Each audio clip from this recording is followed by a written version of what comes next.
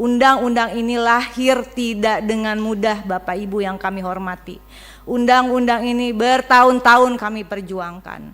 Dan kemudian lahirlah PP nomor 75 tahun 2021 tentang pelaksanaan program PBI Jaminan Kesehatan dengan sasaran utamanya fakir miskin, masyarakat tidak mampu, kelompok rentan yang ditetapkan oleh pemerintah. Dan saya teringat bahwa apa yang disampaikan oleh Presiden Prabowo pada saat pelantikan di paripurna DPR, bahwa tidak menginginkan lagi adanya kebijakan yang tidak berbasis pada data faktual atau berbasis hanya pada data statistik yang terindikasi tidak sesuai dengan kebutuhan real dan kondisi real rakyat Indonesia.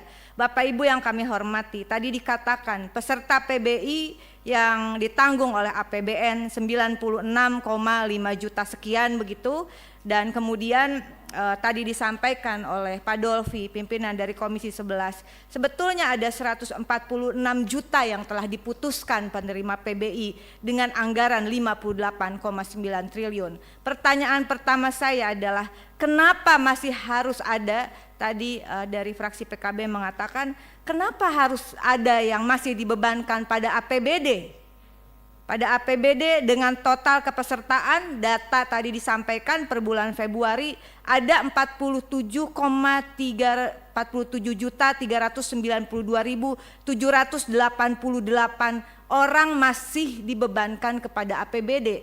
Padahal di dalam APBN sudah diamanatkan 146 juta dan yang telah dialokasikan 96,515 juta. Artinya keseluruhan peserta PBI saat ini adalah 143.908.093 peserta. Dikalikan jumlah penduduk Februari saat ini, kalau di googling ini juga datanya belum pasti, tapi anggaplah benar 287,041161 jiwa. Artinya dengan prinsip yang tadi sasaran utama penerima bantuan iuran, dari 143,98 juta jiwa, artinya jumlah penduduk miskin Indonesia saat ini 50,31%. Bapak Menteri Keuangan, tentu ini bukan kondisi yang baik-baik saja. APBN bukan uang saya, bukan uang kita, uang rakyat. Saya kira cukup ini, saya yakin Pak Purbaya juga akan mengatakan tadi cukup karena sudah dialokasikan, sebetulnya tinggal diturunkan. Terima kasih untuk kesempatannya. Saya tidak ada di komisi terkait, tapi saya diundang. Terima kasih karena sekarang di Komisi 13 tentu soal sistem jaminan sosial nasional adalah soal HAM warga negara yang dimandatkan juga dalam peraturan di nasional kita maupun dalam peraturan internasional. Nah, oleh karena itu menurut saya kita kembali sedikit pada Undang-Undang 40 2004 yang mengamanatkan adanya kenapa kita bisa ada BPJS sekarang ini. Undang-undang tentang SJSN ada prinsipnya 7, Undang-Undang kegotong royongan, kemudian prinsip nirlaba, keterbukaan, kehati-hatian, akuntabilitas, portabilitas, dan kepesertaan wajib. Lalu kemudian lahirlah Undang-Undang BPJS 25 Oktober 2011. Saya dengan Ibu Putisari berjuang waktu itu di Komisi 9. Kami sama-sama dalam keadaan hamil. Disahkan di paripurna DPR pada tanggal 25 Oktober 2011 dengan Undang-Undang nomor 24 tahun 2011. Undang-undang ini lahir tidak dengan mudah, Bapak Ibu yang kami hormati. Undang-undang ini bertahun-tahun kami perjuangkan.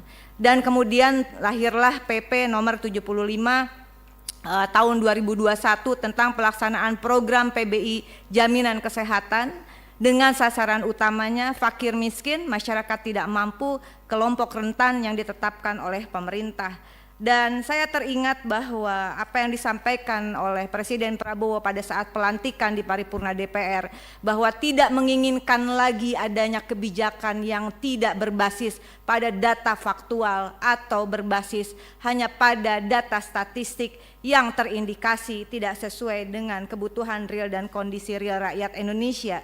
Bapak Ibu yang kami hormati, tadi dikatakan peserta PBI yang ditanggung oleh APBN 96,5 juta sekian begitu, Dan kemudian tadi disampaikan oleh Pak Dolfi, pimpinan dari Komisi 11, sebetulnya ada 146 juta yang telah diputuskan penerima PBI dengan anggaran 58,9 triliun. Pertanyaan pertama saya adalah kenapa masih harus ada, tadi dari fraksi PKB mengatakan kenapa harus ada yang masih dibebankan pada APBD?